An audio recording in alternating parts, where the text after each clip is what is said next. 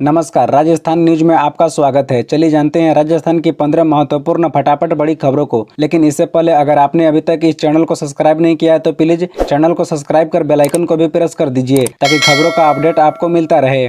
कांग्रेस उम्मीदवारों की पहली सूची तैयार है। गहलोत से बात कर डोटासरा ने बढ़ाई, राहुल गांधी ने दिखाई तो खड़गे ने लगाई मुहर। बता दें कि राजस्थान विधानसभा चुनाव को लेकर दिल्ली में कांग्रेस की केंद्रीय चुनाव समिति की महत्वपूर्ण बैठक बुधवार को संपन्न हुई है। 3.5 घंटे तक चली इस बैठक में प्रदेश अध्यक्ष गोविंद सिंह डोटासरा और मुख्यमंत्री अशोक गहलोत ने केंद्रीय नेतृत्व के साथ उम्मीदवारों के नामों पर चर्चा की। बताया जा रहा है कि इस सूची पर राहुल गांधी और पार्टी के राष्ट्रीय अध्यक्ष मल्लिकार्जुन खड़गे ने मुहर लगा दी है। पार्टी सूत्रों के अनुसार पहली सूची में लगभग 100 सीटों पर सहमति बनी है। इस सूची में शामिल कांग्रेस उम्मीदवारों के नामों की घोषणा अब कभी भी की जा सकती है। बता दें कि पहली सूची को लेकर मिली जानकारी के अनुसार 17 सीटों पर मौजूदा विधायकों को टिकट दी जा रही है। पहली लिस्ट में पार्टी के दिग्गजों के नाम शामिल किए गए हैं। बता दें कि सीएम अशोक गहलोत शुरू से सियासी संकट के दौरान साथ देने वाले विधायकों और मंत्रियों के टिकट को लेकर लगातार मांग कर रहे थे। इसी के चलते अब तक कांग्रेस की लिस्ट में देरी हो रही थी।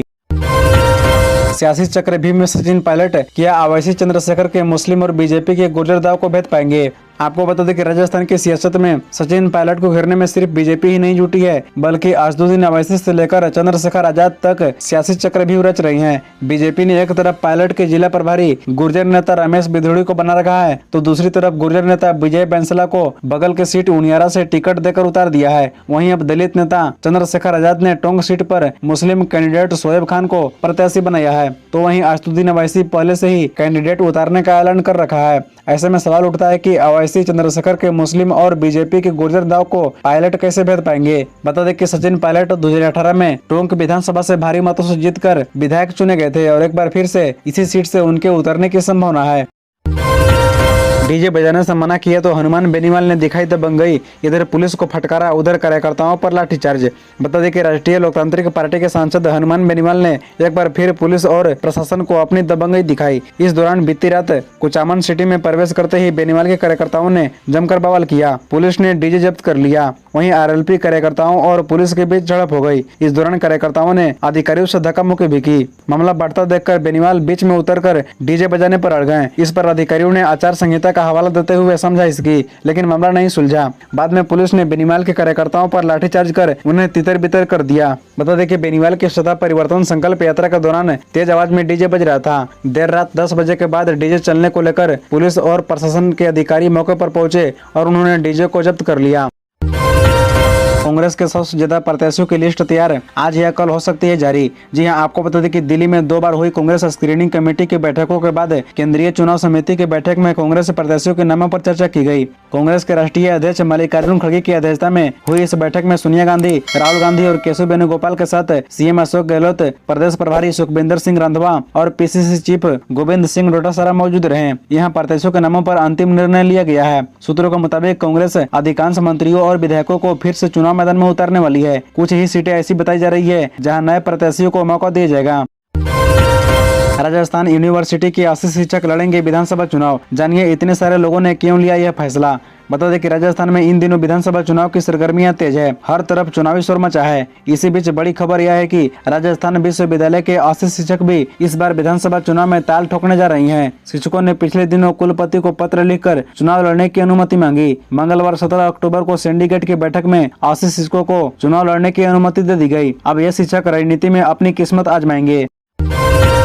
जयपुर में गणपति प्लाजा के लॉकर्स ने उगला काला धन, बाबा के दावे के बाद 1 किलो सोना और 1.5 करोड़ की नकदी बरामद। जी हां, बता दें कि राज्यसभा सांसद और विधानसभा चुनाव के भाजपा प्रत्याशी डॉक्टर करोड़ीलाल मीणा के आरोपों के बाद जयपुर के गणपति प्लाजा में निजी कंपनी के लॉकर से अब काला धन निकल रहा है। डॉक्टर मीणा की शिकायत के बाद ईडी की टीमें एक एक कर सभी लॉकर्स की जाँच कर रही है। मंगलवार को ईडी की टीम ने 3 लॉकर्स और खोले। इन लॉकर्स में 1 किलो सोना और 1.5 करोड़ रुपए नकदी मिली। ये लॉकर्स कार्तिक कुलवाल और इदरीस के बताई जा रही हैं। हालांकि इन दोनों व्यक्तियों के बारे में अभी जानकारी नहीं मिली है। बता दें कि निजी कंपनी के इन लॉकर्स में कई मालिक ऐसे हैं जिनके बारे में ईडी को कोई जानकारी नहीं मिली है। यानी लॉकर्स ऐसे लोगों के नाम से खोले गए हैं जिसके नाम पता का सत्यापन नहीं हो रहा है।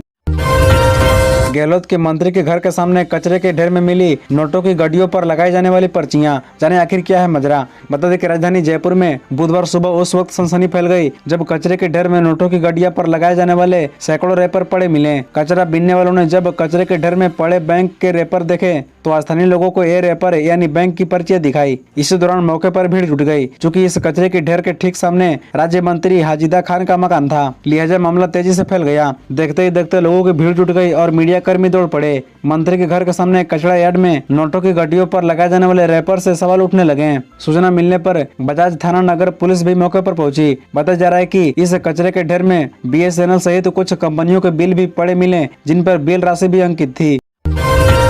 ताकत बढ़ाने गए थे JP नड्डा, कोटा में बट्टी दिखी बीजेपी, क्या 17 सीटें ला पाएंगे। बता दें कि राजस्थान के रण को जीतने के लिए बीजेपी के राष्ट्रीय अध्यक्ष JP नड्डा ने कोटा में संभाग स्तरीय कार्यकर्ताओं की बैठक में साफ कह दिया कि आप लोग चुनाव लड़ना चाहते हैं, लेकिन आपने अपना मूल्यांकन किया या नहीं, आपने पार्टी के लिए कितनी लड़ाई लड़ी है और क्या क्या योगदान आपका रहा है। हितैषी के 17 में से 17 सीटें कैसे लेकर आएंगे, इसका क्या प्लान है। टिकट कुछ को मिलेगा लेकिन काम सबको करना है। JP नड्डा ने बैठक में मौजूद विधायकों से पूछा कि आपके काम से पार्टी को क्या फायदा हुआ, यह भी आपके मूल्यांकन में जुड़ेगा। 25 नवंबर को मतदान होगा, इसमें 1 महीना 7 दिन है, यह पूरी जिम्मेदारी आप लोगों की है। उन्होंने कहा कि आपको जुट जाना है और परिवर्तन करने के बाद ही दम लेना है।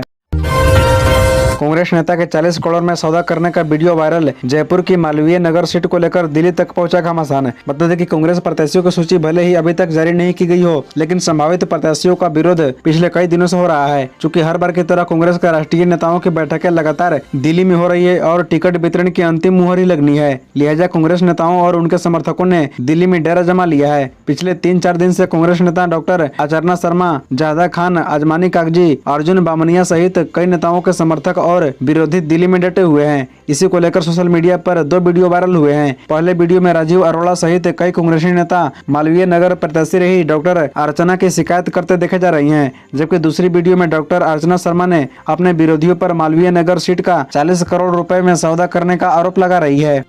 इसी तरह रोजाना खबरों से अपडेट रहने के लिए इस चैनल को सब्सक्राइब कर बेल आइकन को भी प्रेस कर दीजिए। धन्यवाद।